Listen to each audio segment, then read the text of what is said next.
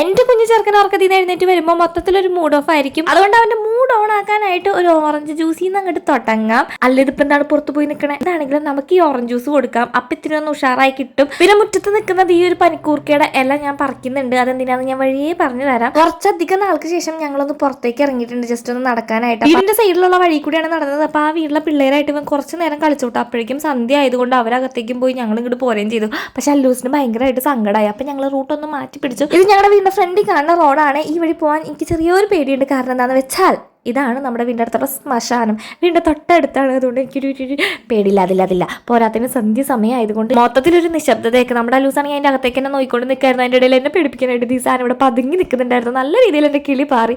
പിന്നെ അല്ലൂസിനെ കൊണ്ട് ഞാൻ വേഗം വീട്ടിലെത്തി. പിന്നെ അകത്ത് കയറി നേരെ ഒരു ചുക്ക് കാപ്പി ഇട്ട് കുടിക്കാമെന്ന് വിചാരിച്ചു. ചേച്ചിക്ക് പേടിച്ചിട്ട് പനി പിടിച്ചോ എന്ന് വിചാരിക്കണ്ട. എനിക്ക് നേരത്തെ ഒരു തൊണ്ടവേദനയും ജലദോഷമൊക്കെ ഉണ്ടായിരുന്നു. അപ്പോൾ നല്ല രീതിയിൽ തൊണ്ടവേദന എടുക്കുന്നുണ്ടോ. അപ്പോൾ വേഗം ചുക്ക് കാപ്പി ഉണ്ടാക്കി കുടിക്കാമെന്ന് വിചാരിച്ചു. അപ്പം അതിലേക്ക് ഇടാനാണ് ഞാൻ പനിക്കൂർക്കയുടെ ഇല നേരത്തെ പറിച്ചത് കേട്ടോ. ചായക്ക് പാപ്പ മസ്റ്റാണ്. പണ്ട് സ്കൂൾ വിട്ട് വരുമ്പോൾ ഇതുപോലത്തെ ഒരു പൊതിക്ക് വേണ്ടി ഞാൻ വെയിറ്റ് ചെയ്തിരിക്കാറുണ്ട്. ദിവസങ്ങളിൽ അമ്മ എന്തെങ്കിലും ഉണ്ടാക്കി വെക്കും. ഉണ്ടാക്കാത്ത ദിവസങ്ങളിൽ അച്ചാച്ചനോ അച്ഛനോ ഇതുപോലത്തെ പൊതിയായിട്ട് വരാറുണ്ട്. ആഫ്റ്റർ കല്യാണത്തിന് ശേഷം ഇതുപോലത്തെ പൊതി മിസ് ചെയ്യും എന്ന് വിചാരിച്ചിട്ടായിരിക്കണം എൻ്റെ അച്ഛൻ ഇപ്പോഴും ഒരു കുഞ്ഞു പൊതിയായിട്ട് വൈകുന്നേരങ്ങളിൽ വരാറുണ്ട്. പിന്നെ നമ്മുടെ അല്ലൂസിനെ കാണാനായിട്ടാണ് മെയിൻ ആയിട്ട് വരുന്നത് കേട്ടോ. അങ്ങനെ പൊതി തുറന്ന് പൊതിക്കുള്ള പഴംപൊരിനെ പോസ്റ്റ്മോർട്ടം ചെയ്യുന്ന അല്ലൂസ് അതിന്റെ നല്ല ഭാഗങ്ങളൊക്കെ കഴിച്ചിട്ട് ബാക്കി കൊള്ളില്ലാത്തൊക്കെ എനിക്ക് തന്നോണ്ടിരിക്കുകയാണ്.